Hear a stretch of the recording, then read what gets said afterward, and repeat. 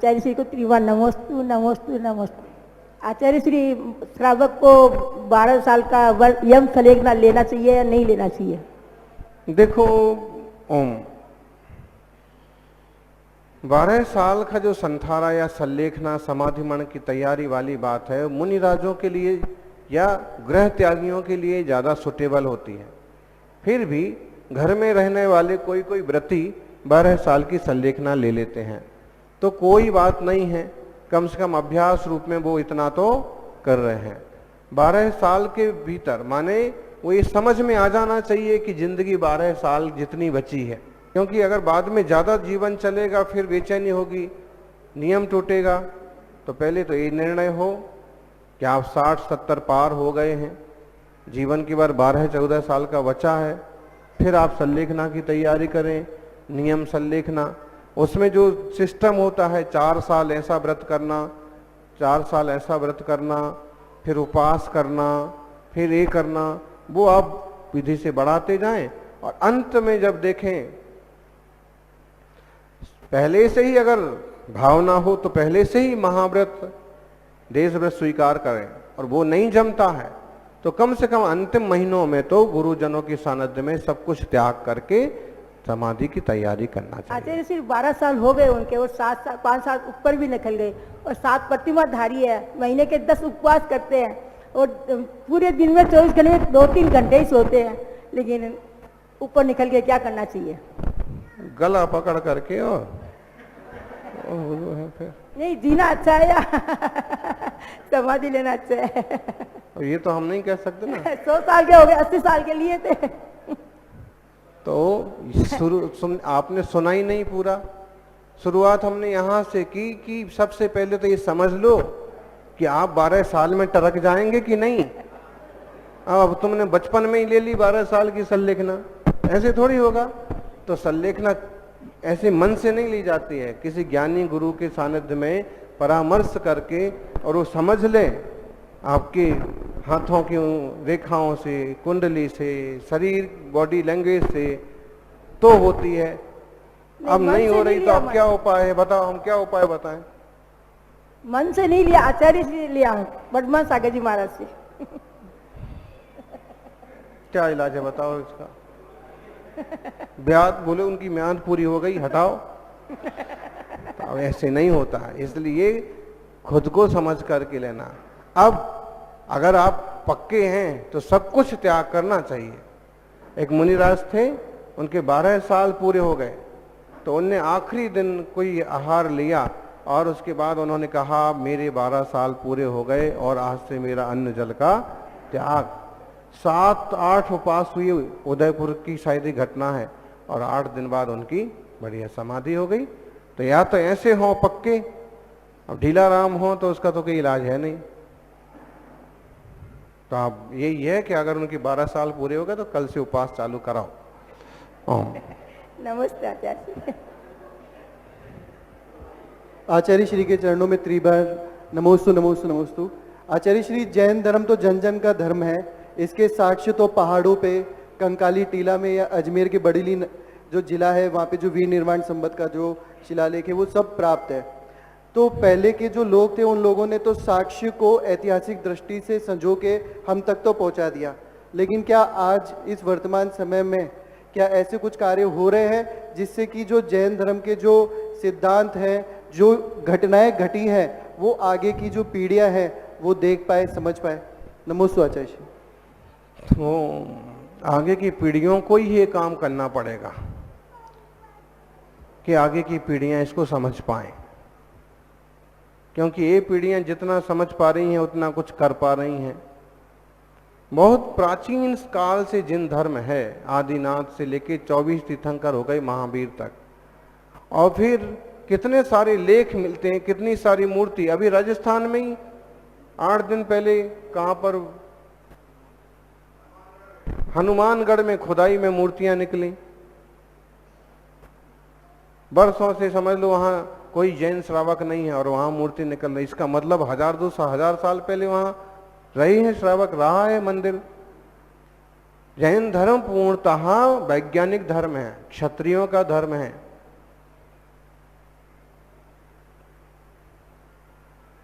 लेकिन क्या है, ढकता गया, तुरोहित हो गया, धीरे धीरे वैश्यों के हाथ में आ गया, या कहिए कि इसको मानने वाले क्षत्रिय कौम के होने के बाद भी वो व्यापार में रुचि लेने लगे, ज़्यादा हिंसा ना हो, इस टाइप से। जो भी है, आज भी बहुत सारे प्राचीन लेख मिलते हैं, मंदिर हैं, मूर्तियां हैं। अब इनको नई पीढ़ी से अवगत कराना है, किसी अच्छे ढंग से प्रो करके लोगों के सामने पेश करना, ये आप लोगों को करना चाहिए। हम सबकी जिम्मेदारी है कि प्रभावना के लिए सावधान रहें। आचार्य श्री के श्री चरणों में नमोस्तु नमोस्तु नमोस्तु। आचार्य श्री, आपके आशीर्वाद का ही प्रतिफल है कि आज हमारे अजमेर जिले के सांसद माननीय भागीरथ जी साहब चौधरी एक ऐसे पद को सुशोभित करने जा रहे हैं जिन्होंने अपना पूरा जीवन जाट जाति में जन्म लेकर भी जैन धर्म के अनुसार जिया, शाकाहार को अपनाया। 2 बार वो एमएलए रह गए, दूसरी बार वो सांसद बन गए, लेकिन उन्होंने जैन धर्म की अहिंसा और ये जो अपना पूरा जैन धर्म का उन्होंने पालन किया। तो ऐसा उनका क्या पुण्य का उदय था कि आपके आशीर्वाद के 7-8 दिन बाद ही वो आज इतने बड़े पद को सुशोभित करने जा रहे हैं और भारत सरकार के केंद्रीय मंत्रिमंडल में मंत्री पद को सुशोभित करने जा रहे हैं। नमोस्तु आचार्य श्री। भागीरथ जी के भगत जी, जब कोई व्यक्ति अपने सत्कर्म करता है तो कहीं ना कहीं उसका पुण्य जरूर पकता है। और जाट कहो, गुर्जर कहो, ब्राह्मण कहो, क्षत्रिय कहो, एक कौमें पहले पूरे रूप से जिन धर्म का पालन करते थे, बाद में इस तरह की उठापटक हुई, इस तरह के परिवर्तन हुए कि फिर जिन्हें जो मिला, जो रास्ता मिला या जिसका प्रभाव उस काल में पड़ा वो मानने लगे। ऐसे हुए मुसलमानों के काल में हजारों हजारों लोगों को मुसलमान बना दिया जाता था। ऐसे ही धर्म की बात है। तो आप देखिए, गुर्जर सम्राट कुमारपाल देसाई गुजरात में एक सम्राट हुए हैं और गुजरात में राज्य धर्म उनने जैन धर्म घोषित किया था, खुद गुर्जर थे। तो ये मतलब एक किसका ऐसा नहीं है, जैन धर्म किसका है, जो माने उसका है।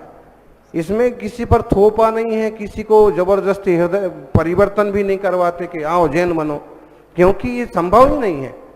जो 5 अणुव्रत पाले, जो जीवों की दया करे, जो सबकी भलाई चाहे, जो रात्रि भोजन जैसी चीजें छोड़े, अभक्ष त्याग करे, वो ना कहे तो भी उसमें समझ लो जैन धर्म के संस्कार आ गए। जिसे जीव की समझ हो, जिसे आत्मा की समझ हो, जिसे परमात्मा की समझ हो, तो ये तो सबके लिए है। और दुनिया के सब लोग अपनाएं, निर्व्यसनी बने, सुखी बने, भगवान बने। भागीरथ जी उस दिन हमको कह भी रहे थे कि मैं रात को नहीं खाता, 9 बजे के बाद तो नहीं खाता, कितनी भी दिक्कत हो। और फिर मैं अभक्ष्य कोई चीज कभी नहीं खाता। स्वाभाविक है, अपना आचार विचार अच्छा रखने में दिक्कत क्या है। शराब नहीं पीता हूं, गंदी चीजें नहीं उपयोग करता हूं, तो वो तो अपने स्वास्थ्य के लिए भी जरूरी है, संस्कारों के लिए भी जरूरी है। और जब ये चीजें धर्म के साथ जुड़ जाती हैं तो उसका बड़ा फल हो जाता है। और आप वो समाज के एक बड़े रूप में सेवा कर रहे हैं, करते रहें। ओम। ये आपके आशीर्वाद का ही फल था आचार्य श्री की 7वें दिन ही वो मंत्री पद को सुशोभित कर रहे हैं। और महाराज जी, आज तक जैन धर्म के कोई भी साधु संत है, जैन धर्म का कोई भी प्रोग्राम हुआ तो सब में उन्होंने आज तक बढ़ चढ़ के भाग लिया है। नमोस्तु आचार्य श्री। जैन धर्म क्या, अच्छे खान पान, अच्छे आचार विचार वाले जो भी लोग हैं, सब मिलजुल करके चलें और अपनी संस्कार और संस्कृति को आगे बढ़ाएं, जैसे जरूरी है। ओम। नमस्ते महाराज जी, मैं 7 साल की हो गई हूँ, मैं कब से आहार दे सकती हूँ? 7 साल के हो गए ना, तो 8 साल के होने के बाद आहार दे सकते हैं। और दूसरी बात है कि अगर आप बहुत समझदार हैं ना, तो गर्भ से गिनो। एक छोटा बच्चा आया, हाँ, तो उसके पिताजी ने कहा कि महाराज जी अभी ये 7.25 साल का हुआ है। तो बोलता है कि मम्मी के पेट में 9 महीने रहा वो।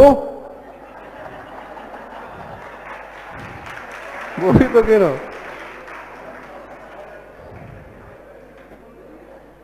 वो भी तो गिनो बोले।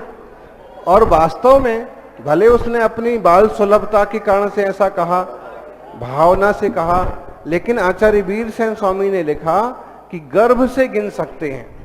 तो गर्भ से गिनना चाहें तो 7.25 साल के बच्चे और अच्छे समझदार हों तो उनको अपन धर्म ध्यान में इसमें आगे कर सकते हैं। और अगर समझ की कमी है तो फिर तो 9-10 साल के बाद ही उनको आगे लाना चाहिए। ओम। गुरुदेव के चरणों में मेरा नमोस्तु। गुरुदेव, एक छोटा सा वो है मेरा, मैं वैसे तो इस धरती का तुच्छ प्राणी हूं, ना समझ है ना ज्ञान है मुझे। मैं मेरे गुरु की भक्ति और जितने भी श्रावक हैं वो अपने गुरु की भक्ति किस तरह से करें ताकि गुरु का स्वास्थ्य भी बना रहे, चेहरे पे चमक भी बनी रहे और सभी लोगों को प्रेम पूर्वक आशीर्वाद भी मिलता रहे उनको। सबसे कच नहीं करें, सबसे बड़ी भैया वृत्ति है। सबसे बड़ी भक्ति यह है कि दूर से नमोस्तु करें और दूर बैठें और आहार देने जाएं तो पूरी शुद्धि हो, पूरा ध्यान हो, आचार विचार शुद्ध हो, परिवार शुद्ध हो। तो 1 गिलास दो और 1 गिलास दे के आप आधे किलोमीटर दूर खड़े हो जाओ, क्योंकि वहीं कान पर चीखना चिल्लाना और पूरा तो जमता नहीं है। और भैया वृत्ति के समय भी, भैया वृत्ति का मतलब है उनको जिसमें अच्छा लगे पांव दबाना है और एक साथ 100 लोग टूट पड़े हैं और गांव छोड़ के ही भाग जाएंगे अगले दिन। हाँ, तो भैया वृत्ति अगर उनको लग रहा है तो उनकी हाथ पांव दबाओ और नहीं लग रहा है तो थोड़ा दूर बैठ करके जाप करो, उनकी मुद्रा देखो, कुछ पढ़ना है उसे पढ़ो, नहीं तो सिर्फ शांति से प्रभु का स्मरण करो। इस तरह से आप लोग सेवा करिए, इससे गुरु जी की चमक भी बनी रहेगी। ज्यादा परेशान करोगे तो तुमको चमका देंगे। नमस्ते गुरुदेव। नमस्ते गुरुदेव। गुरुदेव, आज प्रातः अध्यात्म योग एवं ध्यान के दौरान आपके मुखारविंद से शाश्वत तीर्थराज 20 तीर्थंकरों की मोक्ष स्थली श्री सम्मेशिखर जी की वंदना करने का सौभाग्य हम सभी को मिला था। गुरुदेव, हमारी जिज्ञासा है, प्रथम मोक्षगामी अजितनाथ भगवान से लेकर अंतिम मोक्षगामी पार्श्वनाथ भगवान तक 20 तीर्थंकरों ने वहां से मोक्ष प्राप्त किया था, लेकिन पूरे सम्मेशिखर जी मधुबन में सर्वथा एवं विशेष आराध्य पार्श्वनाथ भगवान ही क्यों है? देखो, मूल कारण एक तो है कि उनके चरित्र में बहुत सारे टर्न हैं, बहुत सारे उपसर्ग, बहुत सारी इस तरह की चीजें हैं। उनके 10 भावों में अनेक घटनाएं बनती हैं। कई बार घटना युक्त जो जीवन होता है वो लोगों के लिए अनेक शिक्षाएं उसमें से निकलती हैं, तो वो भी आस्था के केंद्र बन जाते हैं। दूसरा, सम्मेशिखर से मोक्ष जाने वाले अंतिम तीर्थंकर हैं वो, इसलिए स्वाभाविक है कि जो बहुत पास में हैं, अभी अभी मोक्ष गए हैं, तो उनकी विशेष स्मृति रहती है। तीसरा, उनका फणा वगैरह का आकर्षण, उपसर्गीय मुद्रा, विजय वाली मुद्रा का लोगों का आकर्षण, तो ऐसे अनेक कारण हैं कि पार्श्वनाथ भगवान की विशेष महिमा होती है, महिमा की जाती है। बाकी सभी तीर्थंकर महान हैं, सबकी भक्ति करना चाहिए। ओम।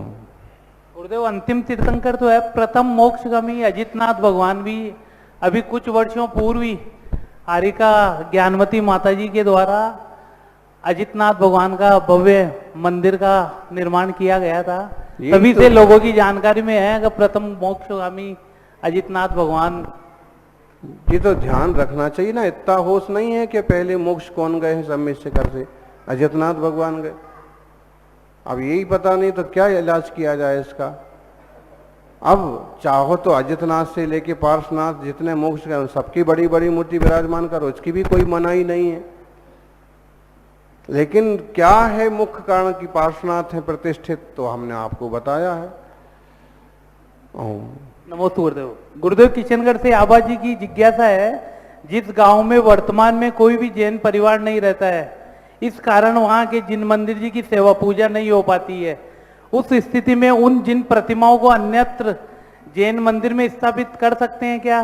बिल्कुल कर सकते हैं। पूर्व में किसी से ये पूछा गया, तब उन्होंने बताया था कि जिस मंदिर में गुंबद होता है उस प्रतिमा को अन्यत्र स्थापित नहीं कर सकते। बढ़िया बात है, तो उनके अपने सिद्धांतों पर चले। नहीं, ऐसा कुछ होता है क्या गुरुदेव? गुंबद हो या चैताल्य हो तो ही कर सकते हैं? हर चीज के रास्ते हैं, हर चीज के नियम हैं। गुंबद है, मूर्ति है, तो सच कहो तो मंदिर हटाना ही नहीं चाहिए। लेकिन दूसरी तरफ आपका है कि वहाँ कोई आदमी नहीं है, तो इलाज क्या है? फिर रास्ता क्या है? या तो उस आदमी को जो वहाँ वो कह रहा है कि वहीं रहना चाहिए, उसको ही गुंबद से बांध दो। अभी गुंबद अकेला है और भगवान अकेले बैठे हैं और कोई भक्ति पूजा नहीं कर रहा है, तो इलाज क्या है उसका? कुछ तो रास्ता निकालना पड़ेगा ना। दूसरी जगह गुंबद वाला मंदिर बनाओ, जिस मंदिर में ले जाना चाहे तो वहां बढ़िया सी वेदी बना लो। बाकी उनको अधर्म में छोड़ देना, आसाधना करना बिल्कुल गलत है। नमो सूर्यदेव।